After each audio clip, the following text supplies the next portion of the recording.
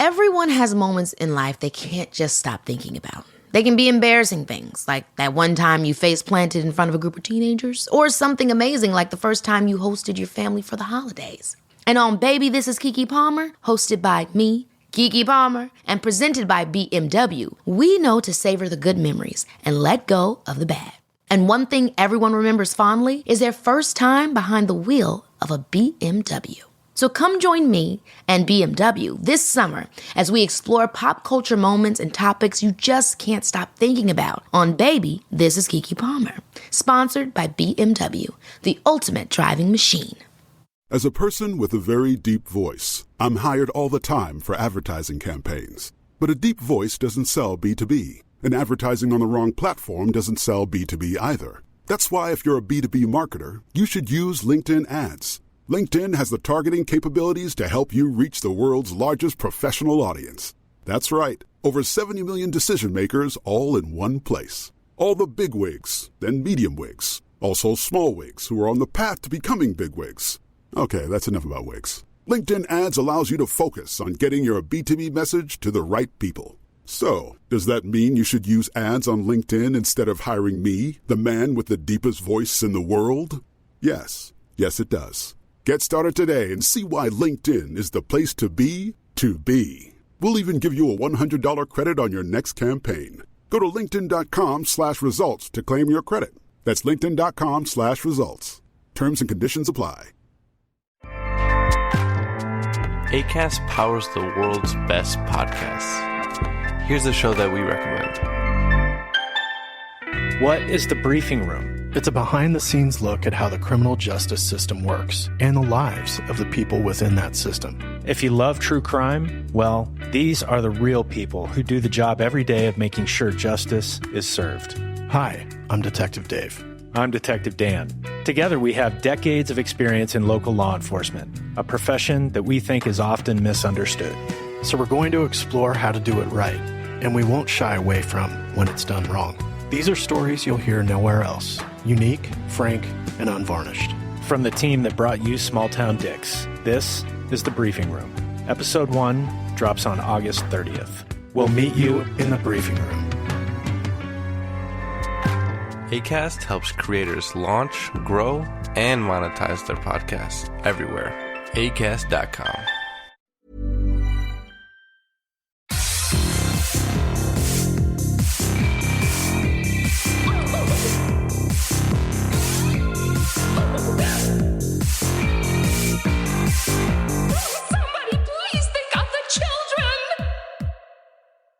And welcome back to Little Cuts, our weekly minisode where we dig into the things that we've been watching, reading, listening to. I'm Terry. I'm Mary Beth, and this week we are talking about 2 spooky novels, a divisive movie on Twitter, we enter the Matrix 4 times, and finally, a smoldering Richard Gere. And some other weird shit.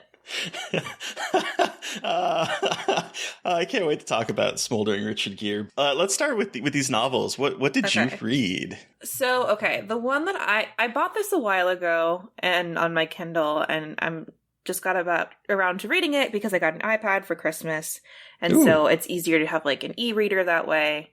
And it's just like, I don't know, I like the size of it better. It feels more like the size of a book than my phone. But I am reading The Fiends and the Furrows, which is an anthology of folk horror. Oh. And it is this really interesting, like, anthology of folk horror short stories. And I've read a couple so far, but there's 9 in here. And they're really good. They're creepy. And it's, like, got the folk horror vibe. And the one I just read was set kind of, like, in, you know, like medieval-ish times, but they're not all set in the past. And so it's a really interesting collection and look at folk horror from different perspectives, because I love folk horror movies and I've only read a few folk horror books. So I was kind of dipping my toes into reading more horror fiction that is folk horror. And so I love short story collections. I feel like there are so many good ones out there right now, and it's such a good way to discover new writers. And again, I think I've said this before, but like my attention span really quite enjoys short stories, because I feel like, well, I finished one short story, I finished one mini book.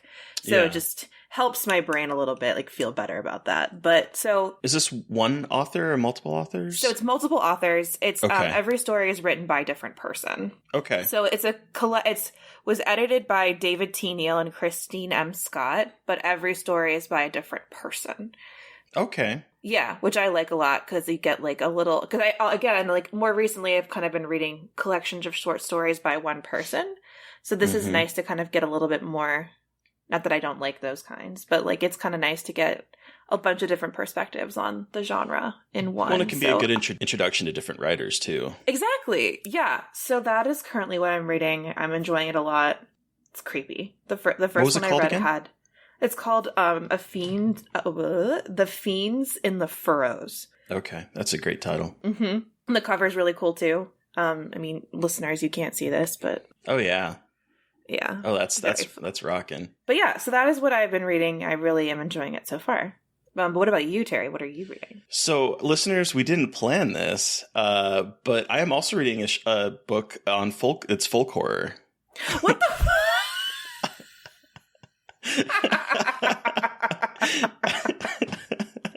Mine is a singular novel, and it's by Adam Nevill. I say Nevill, but I don't know if that's right. It is his new novel that came out in September called Cunning Folk. How have I not read that yet? Okay, hold on. While you're saying this, I'm searching it on my phone. And I'm not done with it. I'm listening to it on my commute, and I have about an hour and a half left out of 12 hours. So I'm almost done. And I feel like I can say at this point that it is really good. And I feel like unless he just like shits the bed in the ending, that this is like a really, really, really good book. And it takes place in rural Southwest England. And this family, a man, his wife, their child, their young daughter, and a dog have bought this fixer-upper house that's like miles away from anywhere and anyone familiar. They kind of sunk their whole life savings into this because they've been wanting to own a house, and it needs a lot of work. And the next door neighbors is this elderly couple, and they are immediately mean to the new people moving in. Their yard is like pristine and immaculate, whereas like the yard in this house is like run down and overgrown and dying. And their house is beautiful, whereas his house is like rotting, it seems like. They start to like have this like game of one-upsmanship against each other because like they're just being so mean to Tom, and Tom is trying to fix up his house with his wife, and his wife is working while he's at home fixing things. And it starts to like escalate. And then the daughter ends up going into the forest and sees this like hare/human standing on two legs, and this boar standing on two legs dancing in some glen. And it just escalates from there. Fuck yeah, that sounds great. Nothing wrong with that, guys. If you see a man-hare hybrid and a boar-human hybrid just fucking cutting a rug behind your house, totally fine. Don't worry about it. And then their dog starts to like dig in the backyard and ends up pulling up these like I think they're brass or iron bricks that have like arcane runes written in them. And it just like escalates from there. It is kind of horrifying in some spots. I'm listening to it, and you know, Mary Beth, ever since we started podcasting and like we're editing and we have sound stuff, like this is not a good recording.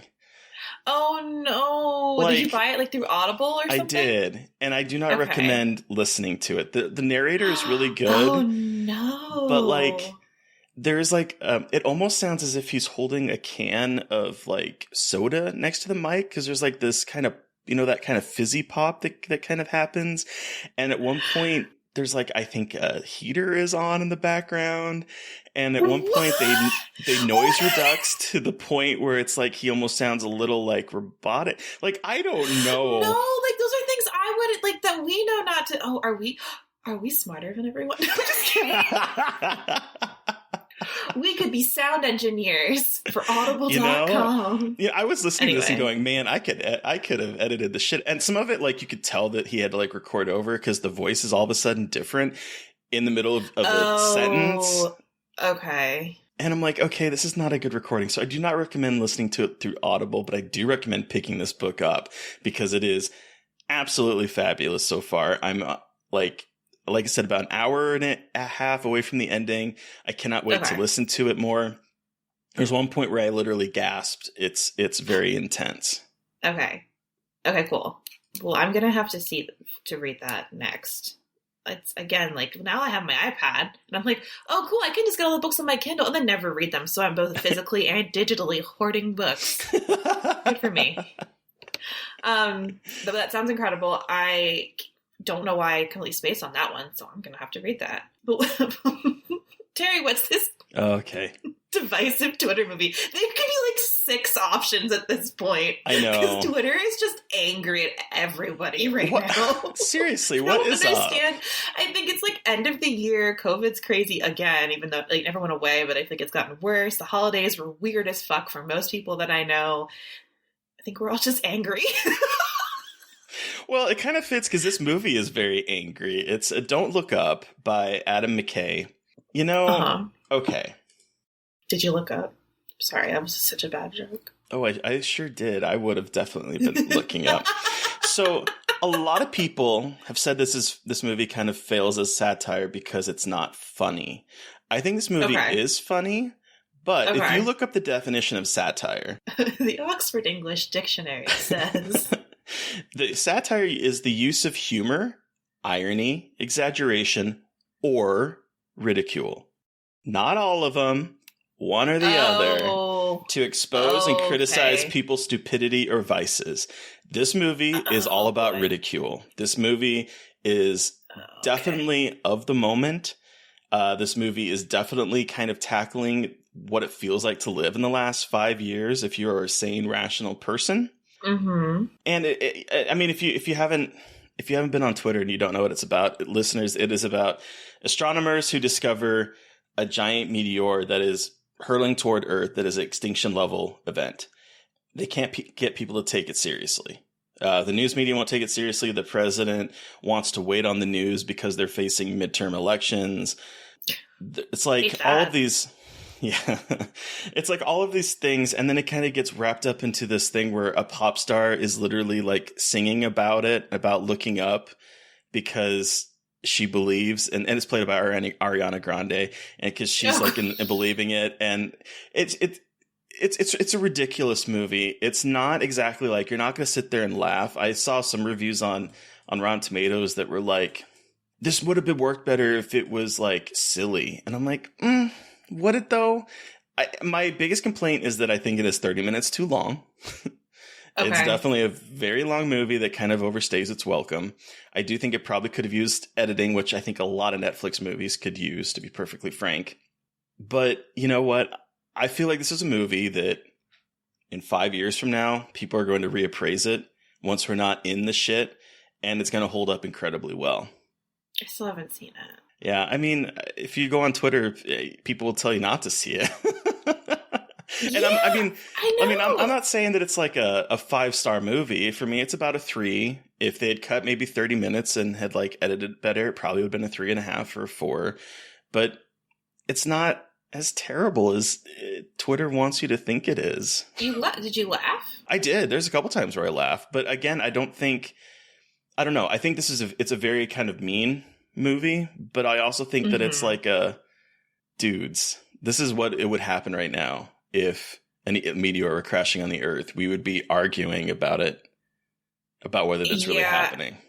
And I think that's one of the reasons why I don't want to watch it, because it's not even Twitter. Like, I could give a shit at this point, like, I'd give a shit what people think about this movie if they're coming at it from like an intelligent / like kind-ish. When I say kind, I mean like not trying to yell at another person for liking it or disliking it, and not kind towards the movie. Like, I don't give a shit.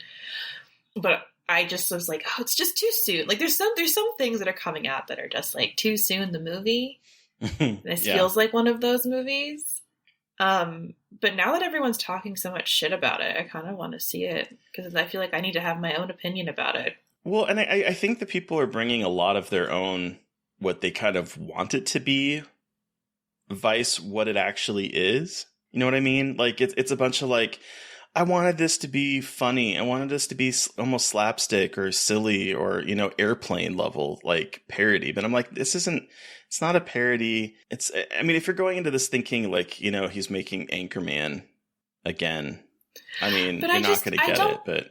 Well, I'm like, and maybe like, I can't wait till someone proves me wrong, but like, I don't know how you can make a movie like Anchorman about a subject like this. You know what I mean? like, and maybe I'm a dumbass, but I just feel like, especially what's going on now, I feel like it's not the right climate for that kind of movie. I think everyone would even more be like, this isn't really bad. This is a serious thing, and why are we making it? You know, that's basically. Yeah. I don't think anyone would be happy with, regardless of how this movie were made.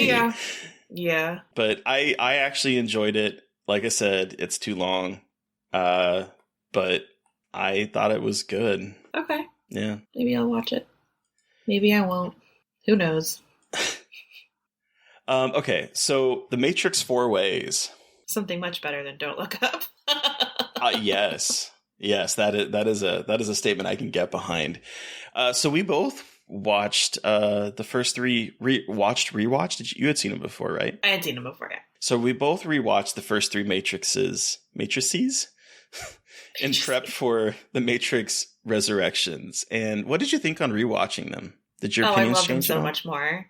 Love them so much more. Like, I already loved obviously loved the first one and had seen it so many times, but I hadn't rewatched all of 2 or any of 3 since I initially saw them. Mm-hmm. So it was like, I had a vague idea, but like, I kind of liked 2, but 3 was terrible.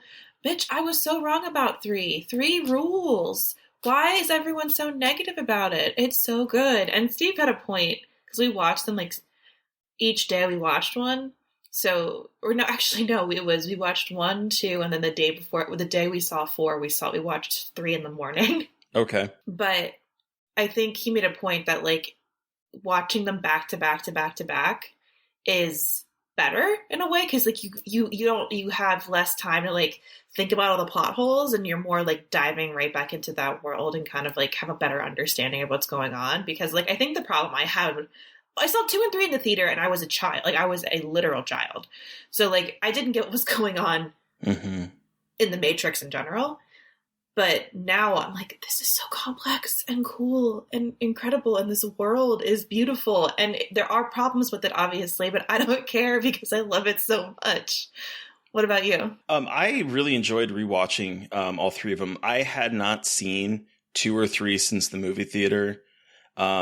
I hadn't seen 1 since probably around that same time. It's not as much as I like The Matrix. It's not a movie I go back to very often. Oh, okay. So it's even I rewatch The Matrix like with alarming regularity. I mean, it's a good movie. It's definitely not like, I'm not, criticizing the movie by any stretch. I love the movie. It's not, I don't know. It's just not one that I ever gravitate to very much. My brother does. My brother loves The Matrix. But yeah, so I of course, really enjoyed the first one. I remember not liking the second one in the movie theater. Okay. And I absolutely loved it now. Like, I think it is the second best of that original trilogy. I think in regards to it being an action film, it like kicks the ass of the other 2 personally. I remember thinking in the movie theater that some of the effects did not look good, but I'll tell you what, on a rewatch with the 4K version of it up on the TV, I love the big burly fight between him and the hundreds of Mr. Smiths, and it is kind of terrible, but it's also incredible. It's so good. And like, so good. It made me realize just how far some effects in blockbusters have not come, because like, it doesn't look any worse than a lot of the stuff that I'm seeing in movie theaters right now. And I'll tell you what, barring, ignoring for the fact that Mad Max Fury Road is like the best chase movie ever, the freeway scene in Reloaded is just, and when you think about what they did to get that, where they built a freeway, they built a fucking freeway. They were given hundreds of cars to destroy. You think about that, and then you look at movies now with the car crash and all the car races and all that kind of stuff, and it's all computer generated. There's nothing real about it. This is real filmmaking, and this was fantastic. Meanwhile, the Wachowski sisters are like, we blew that shit up for real. Yeah. Yes. So good. And like, okay, the ghost effects too for like the ghost twins aren't necessarily the best, but I still fucking love it when he like goes ghost and phases into the car. Like, I don't think it's any worse than effects today. Trinity's leather-clad ass getting on that motorcycle with the Keymaster. And the also like the Keymaster, like an older man is just like a badass little dude. Cinema. Oh God, it's so good. And then fucking Neo flies out of nowhere. And I forgot how much I loved the Merovingian. I forgot how much I loved him as a villain. Mm-hmm. And that Monica Bellucci is in this with her beautiful tits and her beautiful face. It was like, I forgot. Also, there's a giant orgy scene in the second one. Yeah. But 3 was the one that really grew on me. Okay. I just like didn't remember a lot of it. And for some reason, I thought it was much more nonsensical than it was. Like, I mean, don't get me wrong. It's pretty wild. But like, it made more sense. And the war scene with the machines and all of them in Zion. Fucking epic. Incredible battle scene. It looks amazing. It looks amazing. Eat your heart out, Disney movies. Right, though? And like, all of the stuff for the machine world was incredible. Like the thing with the baby face that pops up and talks to Neo. Like, I just think they're so good. I think, and I saw a lot of this in the timeline that like people were saying that the whole trilogy is incredible. And I was like, yeah, it really is. Like and I was super excited for 4. Because like I love this trilogy and I think they're so incredible. And then I was super like Steve and I had our own little Christmas on the 23rd. He bought me tickets to go see The Matrix. He made me dinner. And then we had Matrix night and it was very exciting. And so what did you think, Terry? Hot take. I think you need the original Matrix to watch this movie, but I think this movie is better than The Matrix. Oh. That is a hot take. I appreciate it because I really loved it. I don't necessarily think it's better than The Matrix. Well, I'm pretty sure I'm in the minority with that, but I was like, I don't know about that. I love this movie. It's incredible, but I don't know. I loved this movie so much. It was so good, and I love everything about it. The end. That's it. That's my review. Ding, ding, ding. It's over. Maybe it's because I had just seen Ghostbusters Afterlife, which is like okay, all about the nostalgia, all about like recreating almost word for word, scene for scene, scenes from the original one, being like, hey, remember when you loved this? Let's do it again in 2021. And then I watched Spider-Man, which, again, I really enjoyed. I loved. I think it's probably the best of the Spider-Mans, but also was carting on this idea of nostalgia for the entire franchise of any Spider-Man movie that had come out since Sam Raimi.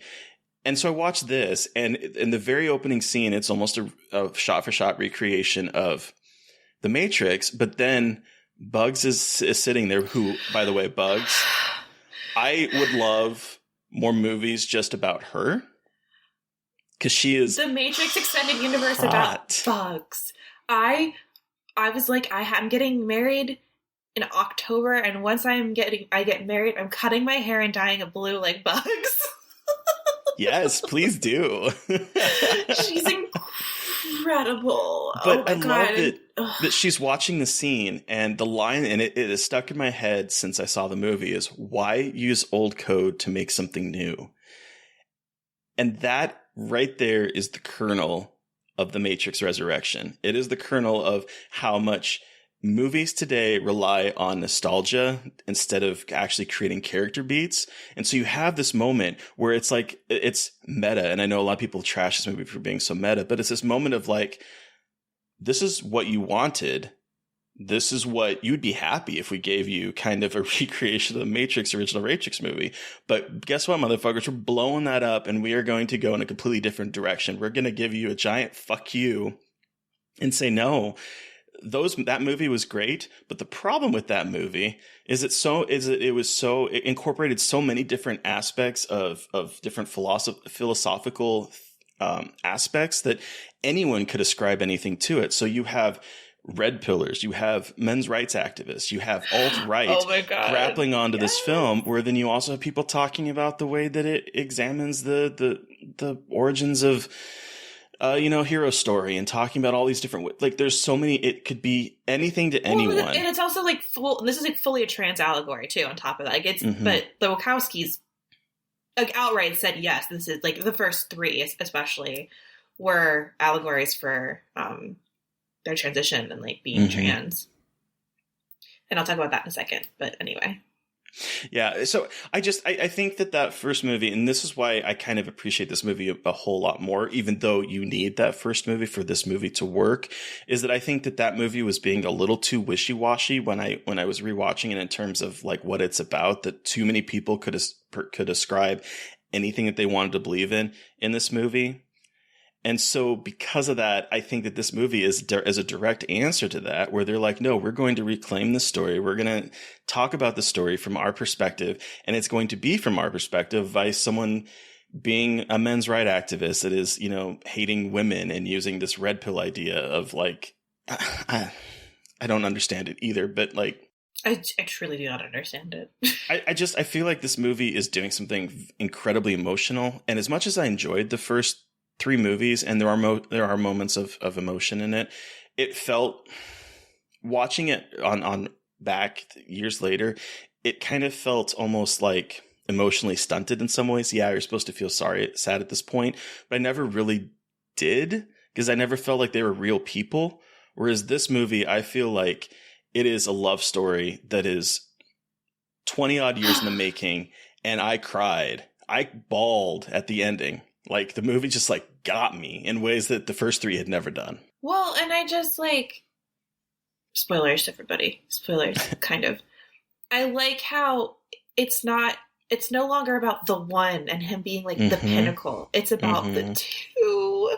And that just like, she's not just like a vehicle for his story, and they like need each other for their stories. And I'm getting goosebumps because I just feel like, it's always the woman who's like, oh, I am like the vessel for his success. But you see them in the movies as having this relationship where he's like, I need you. And and it just seems like he's being like a kind of a sad boy a little bit sometimes. But here they confirm like, no, like their stories rely on one another, and like their fates are intertwined, and not just in like the cheesy way of like fantasy, but of like they can not succeed without the other. And I don't know, it just deconstructs that idea of the one in such a, I love it. Well, and I think that's the other problem I had rewatching the original Matrix, which again, on Letterboxd, I think I gave it a 5-star review. I think it's a great movie, but I think that if you look at it from a structural standpoint, it is basically the hero's journey. Like it doesn't do anything new. It is literally the hero's journey. Oh yeah, I was thinking about that. I'm like, because Lord of the Rings is obviously also the hero's journey. I was like, this is like Lord of the Rings, almost like plot point for plot point. It is. It really is. And, and it takes the Christ narrative, and it takes it's like all of these type, like birth, resurrection, death, yada, yada, yada. Like it takes that and just kind of streamlines it. And it's a good movie, but I don't think it's as thematically deep as a lot of people think it is.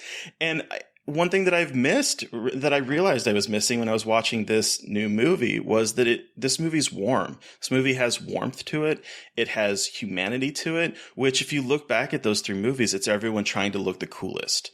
It's basically everyone wearing shades, everyone dressed in leather, everyone dressed in like, and just being like, I'm a boss. I still love that though. Oh, I do too. I do too. No. But like, it's like they never felt like real people to me. Whereas in this, they feel like real people. And I cared so much more about their struggles than I ever did in any of the first 3 movies. Again, loved those movies. But this movie just made me realize how much of that kind of human connection I was missing from them. Okay. Interesting. I never thought about... I also have watched The Matrix multiple times a year. So I also have like a stronger affinity for... particularly like Neo and Trinity's relationship. I'm obsessed with Carrie Ann Moss and Keanu Reeves, and I want them both to be my parents and my lovers at the same time. I mean, same. But I agree with you in that, like, Neo in the Matrix movies feels incredibly one-dimensional. Like he is like boy's gonna save it all, and like, look, he's a little bit sad about it, and it's a little bit weird, but he doesn't have a lot to him. But this one really, like you said, makes him more three-dimensional. And I just love that. I was giggling every time they said binary in this movie. I was like, it's gay, Steve. Look, talking about being trans and gay. And he's just like, I get it. I'm like, they said binary again. Yeah. I was like, they're doing it on purpose because it's a trans allegory. It's like, okay. It's like, you're welcome.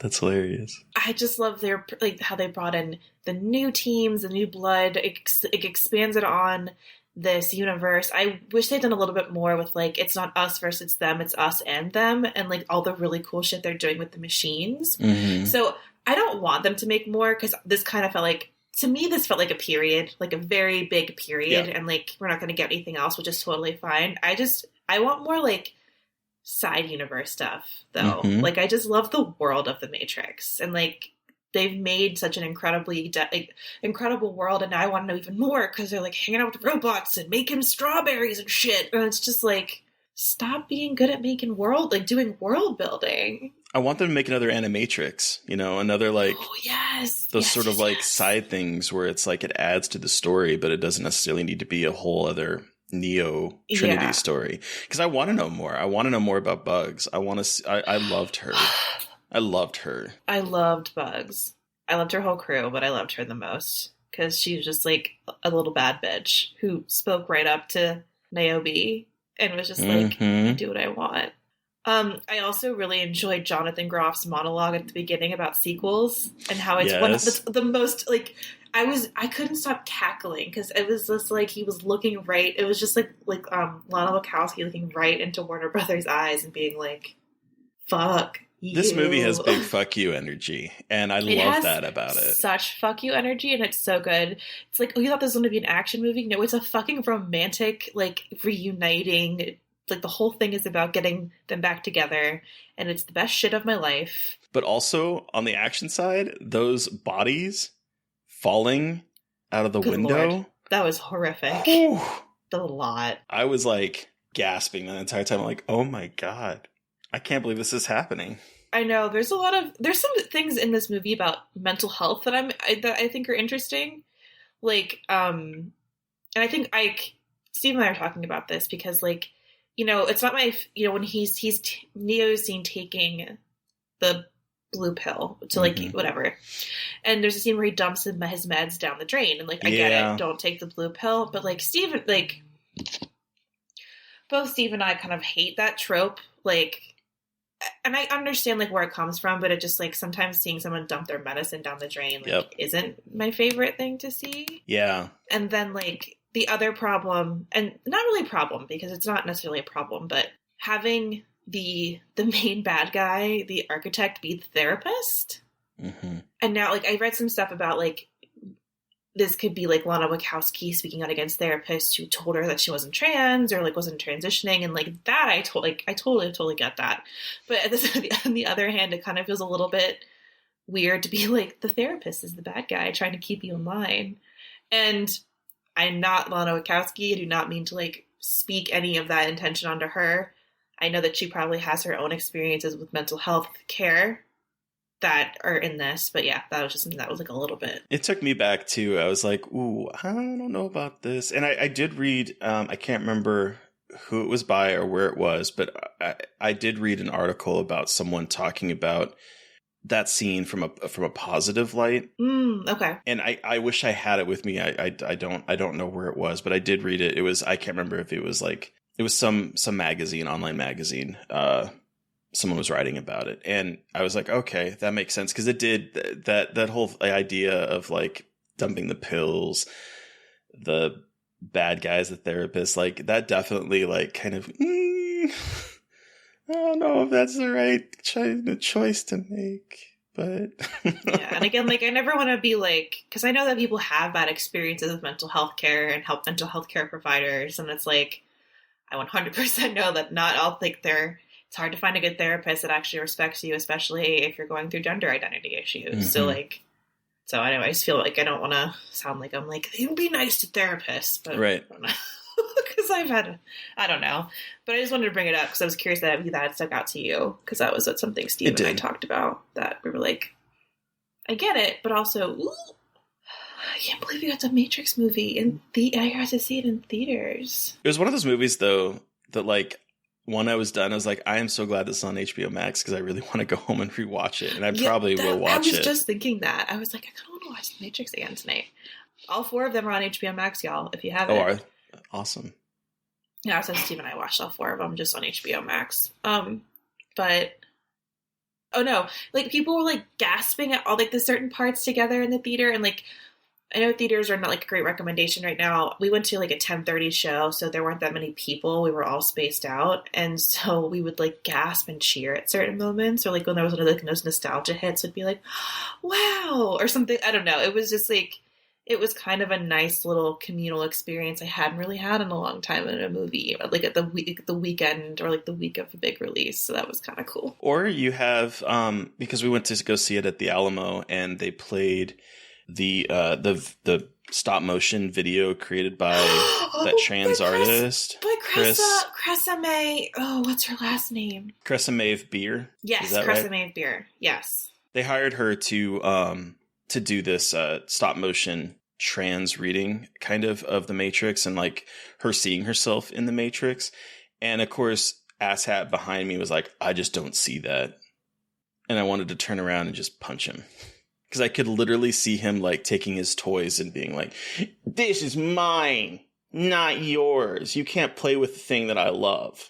That's what it felt like. Well, and there's been a lot of people like that on Twitter, like shitty, like I've seen like screen caps of them rather than actual people tweeting us. People like taking screen caps and dunking on these guys who are like, this isn't about being trans. And it's like, man, well, a trans woman directed it. They're like, what do you mean? It's like, sorry to break it to you, buddy. Side note, that was one of the things that kind of bothered me watching the original ones because I bought the 4K Blu-rays and so I was watching them off there.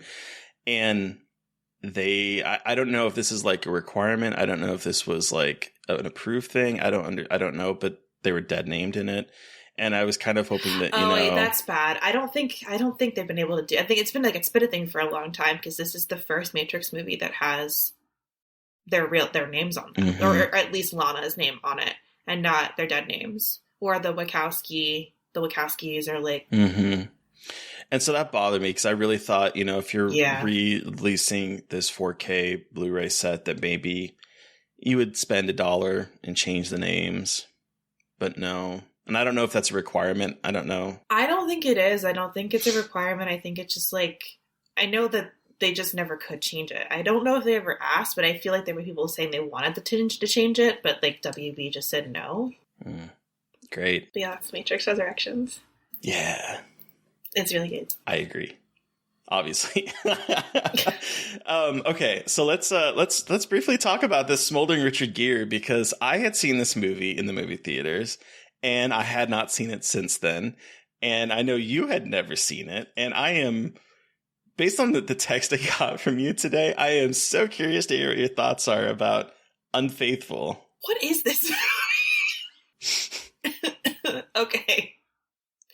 So, let me read y'all a synopsis real quick, and then we'll get into it. Because if this is not this is the saddest erotic thriller that we have watched. Yes, it is the saddest erotic thriller that ever existed.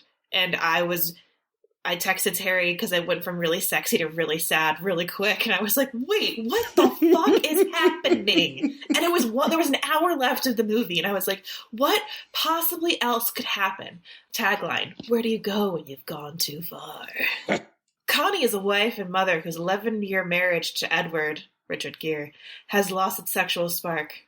When Connie literally runs into handsome book collector Paul, he sweeps her into an all-consuming affair. But Edward soon becomes suspicious and decides to confront the other man. Before we get too in-depth in it, and this might be a little spoiler for an upcoming episode, but the moment that she meets this man, I was like, this movie would not have happened if Uber or Lyft existed. And again, that is a little teaser for an upcoming episode. This is the second time that we have seen that happen in less than a month because, like, literally, it's only because she could not find herself a taxi that she's like, I'm going to go in with this guy.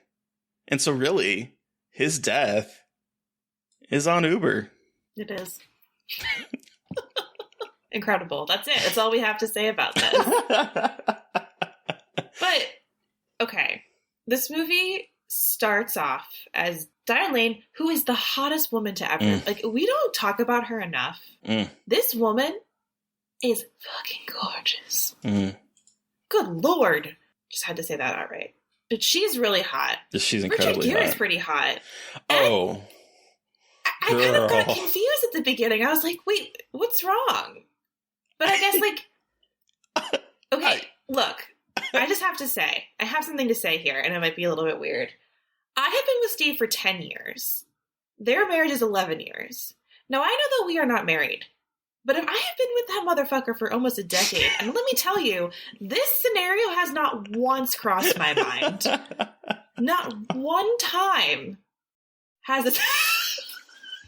I always feel like I have like this moral superiority over these people. Like, excuse me, that's not that long. You know, okay, here's the thing. I think it just makes me laugh thinking about that. I mean, I think the biggest plot hole of this movie is the fact that she would leave this incredibly hot. Like, he smolders in this movie. He's rich. He's smart. He's good looking. He treats her right. Nice. He seems like a good father. He seems like a good husband. He has upper body strength because dude just like heaved that dead body out of the elevator at one point. Like, dude is a catch. And okay, I get it. Paul has these beautiful cheekbones and he's French and he has an accent. I get it. But girl, Diane Lane is one lucky bitch.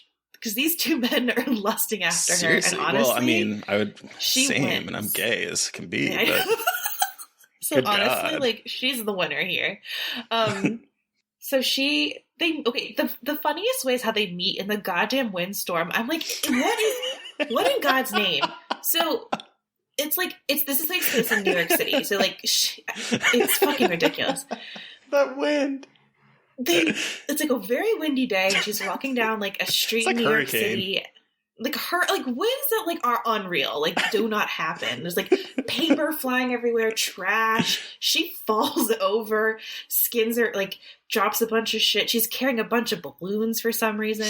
And then she literally runs into Paul and he's carrying a comedic stack of books. Like it's the most like, and those are heavy books. Rom-com meet cute I've ever seen because it doesn't make any goddamn sense. Like, why is it so windy? Why do you have so many books? Why are you carrying 2 bags of inflatables? And they literally hit each other and fall over. And I'm like, I mean, I love it because it's so ridiculous. And then it's not cute anymore after that. But no. But it's like, it's the funniest shit I've ever seen. Because he's just like, oh, well, you should come upstairs to rinse your knee. And she's just like, I gotta go. He's like, okay, you can sit out here by yourself. And then she goes into his bomb-ass apartment. And then let me get lost in there. She's flirting with him. Or he's flirting with her. And then she's just like, I have to go. My husband waits. And then, of course, they fuck. Like, duh. Of course they fuck. Mm-hmm. But then it gets really sad. Like... really sad. The kind of 1-2 punch of her seeing him with another guy or another girl. I wish it was with the guy. That'd be hot. Man, that'd be kind of great if it was a guy. I'd be like, I mean, there was this moment when like Richard Gere like goes over to see Olivier, and I'm like, there's so much tension between the two. And I'm like, oh my God, can they just kiss? Can this be like my bisexual like fantasy right there? Yes. Living the bisexual fantasy. But okay, so she gets this like 1-2 punch because first she sees him with another woman, and then after he goes missing / is killed, the cops come to her and say like, yeah, his wife wants to know where he's at, and it's like, oh. And then don't worry, she finds out that her husband is the one that killed him because he has her followed by a private investigator. Do those still exist? Do people actually use those? Because I have. If you've used one or know a story about someone who's used one, please let me know because I just have so many questions. Me too.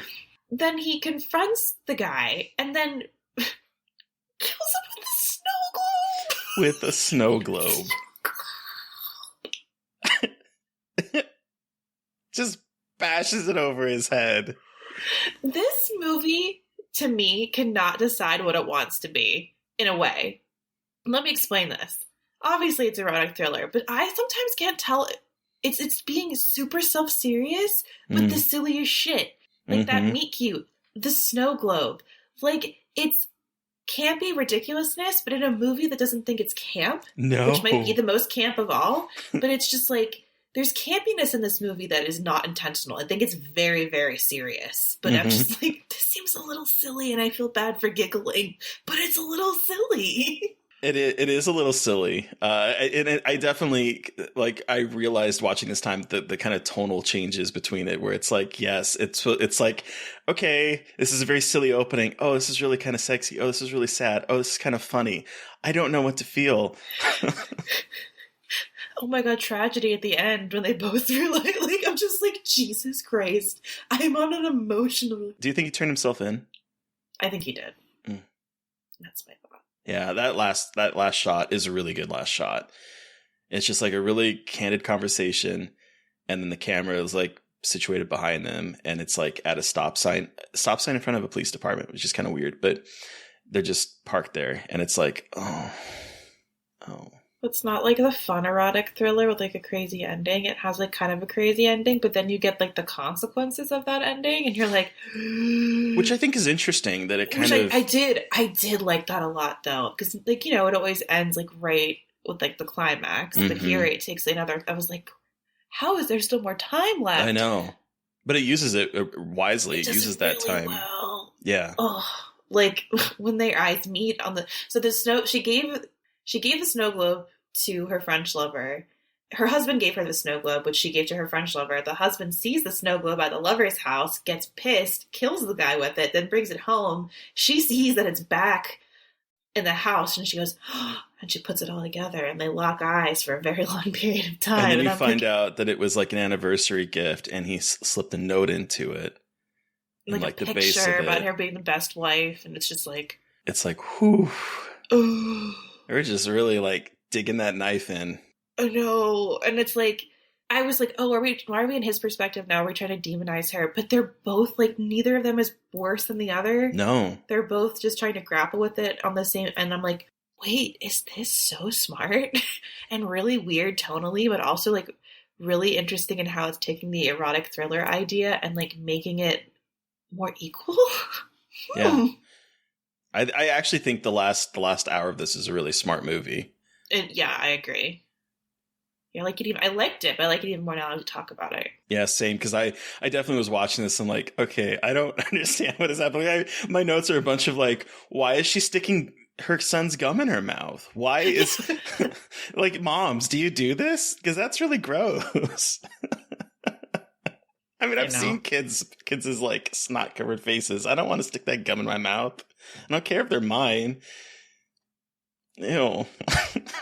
But there's like moments of that, and then it's like really like kind of powerful stuff about the concept of marriage and what it means. And I found it very emotional, but also really silly. Yeah. She has sex in a bathroom. Oh. These have a lot of sex all over the place. Like loud. Loud. And like, look, do your thing. But people could probably hear that, right? It wasn't very hidden in that No, because they restaurant. also burst through like 6 different sets of doors. Yeah, like, I'm like, how many doors? Like, Jesus Christ, where are you going? And then he just lifts her up basically on top of the stall. I'm like, look, great for you, but what angle is happening here? I suddenly want a erotic thriller parody where they're just like bursting through doors, and it's just like a 10-minute scene of them just going through door through door through door, like fucking as they go through doors. I just want that now. Give it to me. Because that was ridiculous. I'm like, how many doors are there? That is incredible. Yep. Mm-hmm. But Unfaithful, y'all. We're giving you like a almost double episode to end the year on. It's kind of a good way to end the year, I guess. I think so too. Holy shit, it's the end of the year. Good Lord. I know. It is literally, when this episode comes out, the last day of the year, so. All right. So, Terry, what are we talking about next week on Little Cuts? Okay, so this was a movie that when I was talking with Joe Lipsett, he has mentioned, and I think I have seen it at one point. It's by director Atom Egoyan, I think is how you pronounce his name. I think he's a Canadian director, and it is the movie Exotica from 1994. And it has Bruce Greenwood in it. Weird. Yeah, and Elias Koteas. Yeah. And Sarah Polley. Also forgot Mia Kirshner, who was an L word. Yeah. So that's what we're going to watch next week, and I'm really excited to watch it because the synopsis both sounds kind of vaguely sad, but also kind of wild. So I'm curious. And that is playing on the Criterion channel if you want to watch and follow along with us.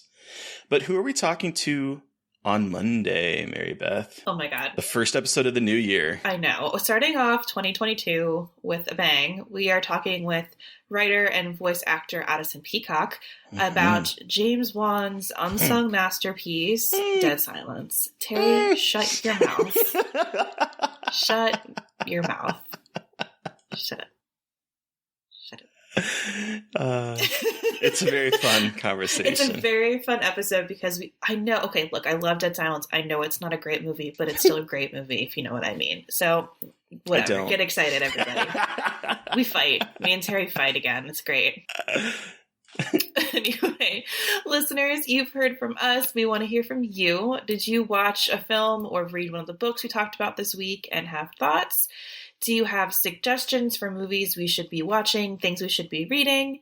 Send us an email at scarredforlifepodcast@gmail.com, or you can reach out to us directly on Twitter. I am at MB McAndrews. And I'm at Gaily Dreadful, and I am here for all of your, Dead Silence hot takes. And of course, don't forget to follow the podcast on Twitter at Scarred Podcast.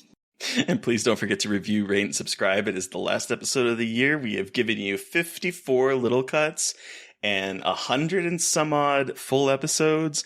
So if you're listening to us, please give us 2 seconds of your time and give us a rating and a review. And make sure that you are subscribed. Please and thank you. Thank you. Thank you to Eric Power for our artwork. Thank you to Sean Keller for our music. Thanks, everyone, for listening. Have a happy new year. Stay safe. Stay happy. Stay COVID-free. We are so grateful for all of you. So stay safe out there, but most importantly, stay creepy. And until next year. Oh, won't somebody please think of the children?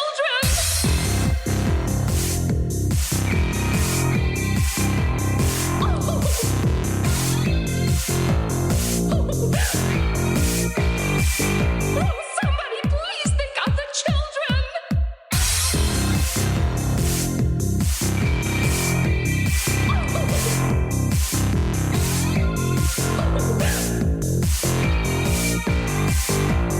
Somebody please think of the children. As a person with a very deep voice, I'm hired all the time for advertising campaigns. But a deep voice doesn't sell B2B, and advertising on the wrong platform doesn't sell B2B either. That's why if you're a B2B marketer, you should use LinkedIn ads. LinkedIn has the targeting capabilities to help you reach the world's largest professional audience. That's right, over 70 million decision makers all in one place. All the big wigs, then medium wigs, also small wigs who are on the path to becoming big wigs. Okay, that's enough about wigs. LinkedIn ads allows you to focus on getting your B2B message to the right people. So, does that mean you should use ads on LinkedIn instead of hiring me, the man with the deepest voice in the world? Yes. Yes, it does. Get started today and see why LinkedIn is the place to be to be. We'll even give you a $100 credit on your next campaign. Go to linkedin.com/results to claim your credit. That's linkedin.com/results. Terms and conditions apply. Acast powers the world's best podcasts. Here's a show that we recommend. What is The Briefing Room? It's a behind-the-scenes look at how the criminal justice system works and the lives of the people within that system. If you love true crime, well, these are the real people who do the job every day of making sure justice is served. Hi, I'm Detective Dave. I'm Detective Dan. Together, we have decades of experience in local law enforcement, a profession that we think is often misunderstood. So we're going to explore how to do it right, and we won't shy away from when it's done wrong. These are stories you'll hear nowhere else. Unique, frank, and unvarnished. From the team that brought you Small Town Dicks, this is The Briefing Room.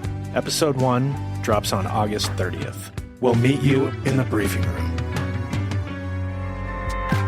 Acast helps creators launch, grow, and monetize their podcasts everywhere. Acast.com.